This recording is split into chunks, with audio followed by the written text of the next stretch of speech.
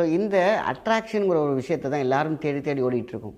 ஏன்னு கேட்டிங்கன்னா, ஒரு பிஸ்னஸாக இருக்கட்டும், ஒரு படிப்பாக இருக்கட்டும், நம்ம போய் வாழ்க்கையில் ஜெயிக்கிறதுக்காக இருக்கட்டும், ஒரு ஈர்ப்பும் வேணும். கண்டிப்பாக அந்த ஈர்ப்பு எப்போ குறையுதோ அப்போ தான் நம்ம டல்லாகிடுறோம், அப்போ தான் நம்ம வந்து பிஸ்னஸில் தோற்று போகிறோம். ஒன்றோட ஒன்று கனெக்ட் ஆகி போயிட்டே இருக்கும் லைஃப்பில்.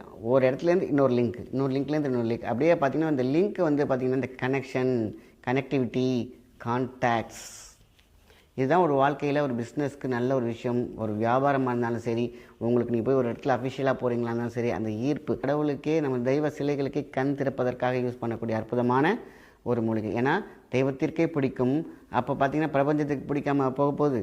அதனால தான் ஈர்ப்பு பிரபஞ்சத்தோட ஈர்ப்பான ஒரு விஷயம், இயற்கையான ஒரு விஷயம். ஸோ இந்த ரெண்டையுமே நம்மளுடைய உயிர் சத்துக்களோடு இணைக்கப்படக்கூடிய விஷயம் லகடம். இந்த நெத்தி புருவம் குத்தி நின்ற இடம் சக்தி பீடம்னு சொல்லுவாங்க. ஸோ அந்த இடத்துல வச்சு அதுக்கப்புறம் குங்குமம் வைக்கலாம். அங்கே வைக்க முடியல சார், நான் இந்தமாரி கருப்பாக வைக்க மாட்டேன், அதுக்கு குங்குமம்லாம் வைக்க மாட்டேன்னாக்கா எடுத்து உச்சந்தலையில் வச்சுக்கலாம். பெட்டியில் வேணுமா இதே அரகஜாவை என்ன பண்ண வெள்ளை துணியில் கொஞ்சோண்டு அப்ளை பண்ணிவிட்டு அதை சுற்றி உள்ள உரமாக போட்டு வைக்கலாம்.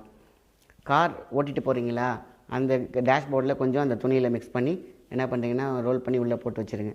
இப்படி எங்கெங்கெல்லாம் உங்களுடைய காரியம் வெற்றியாக வேண்டும், ஜெயமாக வேண்டும் என்றோ நீங்கள் நினைக்கிறீங்கன்னா கண்டிப்பாக இதுதான் முக்கியம். பல மூலிகைகளை கொண்டு செய்த ஒரு விஷயந்தான் அந்த அரகஜா.